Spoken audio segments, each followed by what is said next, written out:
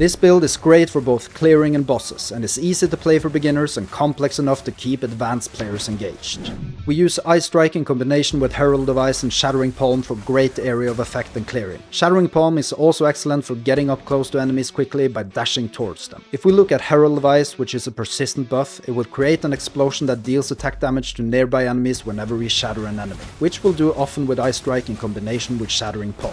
Shattering Palm coats nearby enemies in shards of ice, and doing enough damage to these enemies will shatter the shards, dealing an icy explosion as attack damage. In combination with Ice Strike, we're constantly freezing and shattering enemies in a large radius, which makes this great for clearing. Now, let's look closer at how we set up Herald of Ice. This skill is just a piece of a larger puzzle, which we'll get into soon, but first let's look at the supports we use. We use the magnified effect support for 40% more area of effect, so that the explosion hits as many enemies as possible. The explosion also has a 100% chance to blind those enemies that may survive the explosion through the blind support gem. Further, we add a couple of great damage supports, the first being Elemental Focus. This support deals 25% more elemental damage with the trade-off of not being able to inflict elemental ailments, which is fine since the skill's main focus is to finish off enemies as efficiently as possible. Finally, we use the long shot support so that Herald of Ice deals as much damage as possible to enemies further away from us, giving us even greater clearing. Ice Strike will do most of the damage to closer enemies, so this support gem will ensure that we have as much AoE damage as possible to enemies further away. As for Shattering Palm, we use the Biting Frost support gem for a huge damage boost. Since enemies will be more or less permafrozen with this build, which we'll go into more details on soon, Biting Frost will consume this freeze to inflict 50% more damage, which is awesome. Further, it will also penetrate 30% of the enemy's cold resistance through the cold penetration support, dealing even more damage to the enemies. Now, this next support is also great. Let me explain it a little bit.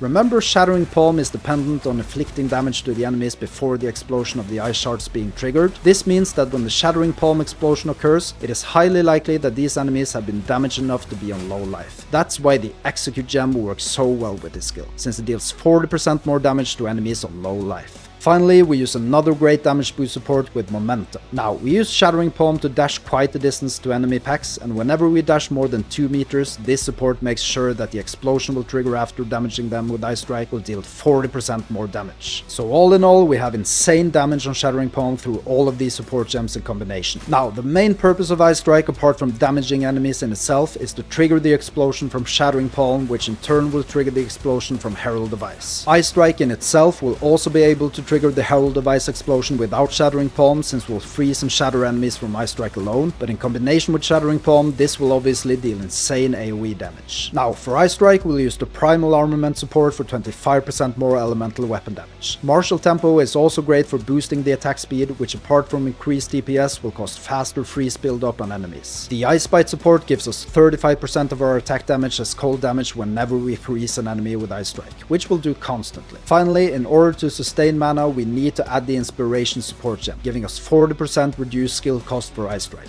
Now, as for the DPS tooltip for Ice Strike, we have over 40,000 DPS, but there is so much more damage we get from nodes and buffs that are not calculated on the skill DPS, such as the passive nodes giving us increased damage on frozen enemies. Now, let's look at some gameplay footage from Endgame where we clear tier 15 waystones with some pretty dangerous modifiers.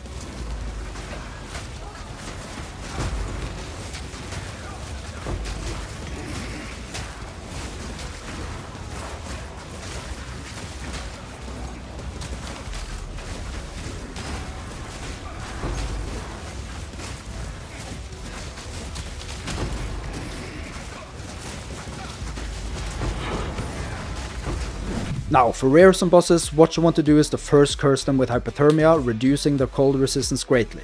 Use Unbound Avatar before placing a Tempest spell, spamming it with Ice Strike. Place another Tempest spell as soon as you have built up enough combo again, then continue spamming Ice Strike on both bells. Let's go into more details about these skills. Now, with Hypothermia, we decrease enemies' cold resistance, meaning that they take more damage from our cold damage. We use the Heightened Curse support to increase the cold resistance reduction with 25% so that they take even more damage. We also use the Curse Ground support to curse any enemy within the area of the curse. This way, we don't have to be that precise with our curse as long as the enemy moves into that area. With Tempest spell, our main focus is crowd control and as much damage output as possible. We use the cold infusion support for 25% of damage as extra cold damage, as well as heavy swing for 35% more melee physical damage. And since this skill is not dependent on attack speed, the penalty we get from that support is of no consequence. Further, we use the deep freeze support to freeze the enemies as often as possible, as well as being able to have 2 belts at the same time with the overabundant support, giving us +1 to limit. This way we have an incredible damage output while increasing our chance to freeze the enemies as much as possible. Okay guys, let's move on to our Ascendancy skill. Now, Unbound avatar is really OP. It gives you an incredible increase to elemental damage, elemental ailment buildup, and chance to inflict ailments. These are incredible buffs to have, especially for bosses and rares when you really need that extra edge. But if you run high tier maps with some dangerous modifiers and large packs, you might want to consider using it more frequently. As for the supports, we simply use the Fire Mastery, Cold Mastery, and Lightning Mastery to give the +3 level boost since the skill has all of the elemental tags. We also increase the skill duration by 40% through the persistent support. Now, this is a boss from a level 15 Waynstone with some pretty strong modifiers, as well as added boss difficulty from the Atlas boss tree and the Deadly Evolution cornerstone node from the Atlas tree, and you can see that it's still pretty straightforward to defeat it. Sometimes the bosses are not that straightforward, but even then you just have to dodge a handful of attacks while doing our build's boss setup, and you will eventually overcome it easily. As for defense skills, we use quite a lot of persistent buffs. These skills have great synergies with each other, so we need to see the full picture of how they are tied together. We'll also soon get into how we are able to have so many buffs running a lot of spirit, but first let's take a deeper look at these skills. Wind Dancer gives us 19% more evasion per stage it generates, which in our case can be 3 stages. That's 19 times 3, which is 57% increased evasion. This bolsters our defenses greatly and is a contributing factor to why we are able to evade any hit, not just melee and projectiles, which we'll go into details on later in this video. As for the supports, we use the maim support to maim enemies whenever Wind Dancer attacks the enemies hitting us when they break one of the stages, meaning that they will be slowed and have decreased evasion. This is a good defensive layer for when we actually take a hit. We also use the Clarity support gem for more mana regeneration when Wind Dancer is active. Now, Arctic Armour is fairly similar to Wind Dancer. It generates stages of protection, only for this skill we gain 4 stages instead of 3. Whenever we are hit by a melee attack, we consume one stage to negate the damage and hit the enemy breaking the stage. This skill in combination with Wind Dancer adds great survivability layers, but there's more to come in terms of synergies and defense here, so stick around. For supports though, we use Bludgeon to knock back enemies whenever they break a stage, as well as the Precision support for 30% increased accuracy rating when the skill is active. Now, before we look at the last skill that protects against hits just like Wind Dancer and Arctic Armour, let's look at the Grim Feast skill. Whenever we defeat an enemy, it has a chance to drop Grim Remnants, which will increase our energy shield if we pick it up. Now this is automatically picking it up as we move into its pickup range, so you don't have to click on it in order to get it. Now the Grim Remnants will not only boost our energy shield up to our maximum, it's also able to overflow our maximum energy shield, meaning that if we have our maximum energy shield recharged and picking up a Grim Remnants, we will actually go above our max energy shield. This way we can get our energy shield pretty high above our maximum energy shield as we go about clearing zones. This is a great additional defensive layer to give us more hit points, but unlike other builds that are purely energy shield based, we are not relying on this mechanism at all. It's more nice to have, so if Grim Feast gets nerfed in the future, this build would still be viable and top notch for endgame. Now Ghost Dance is our final persistent buff skill. This skill periodically grants us Ghost Shrouds, which will be consumed whenever an enemy hits us to give us energy shield based on 5% of our total evasion. Since our baseline evasion is around 6,900, this amounts to 345 energy shield gained every time we are hit. For this skill we only use one support gem, mainly due to the fact that we only have that much total spirit to run our persistent buffs. For Ghost Dance we only use the Fast Forward support gem to decrease the duration between each time we gain a Ghost Shroud, so that we gain these faster. Now if you've enjoyed this video so far, make sure to hit the subscribe button to stay tuned for more upcoming PoE2 videos. Now let's look at the Ascendancy. The first 2 points are easy. We go straight down to take the I Am the Blizzard node for a great damage boost and also to create chilled ground every time we freeze an enemy, which is more or less constant with this build. Now the order of the next 4 points is basically up to you guys. You can either go for the Unbound avatar right away to increase damage and crowd control for rares and bosses, or you can go for the Lead Me Through Grace node for increased spirit so that you can run all of your persistent buffs as early as possible. It basically depends on what you prefer. Now the final 2 Ascendancy points are really not mandatory to get for this build. I know many people, including myself, really dislike trials, so running a build that works just as well without the last 2 Ascendancy points has to be a plus. However, if you do get these points, I would personally go for for the 12% increased elemental damage node and 20% increased evasion rating node, but you can go ahead and pick whatever you want. If you want even more damage, you could for instance go for the I am the Thunder node.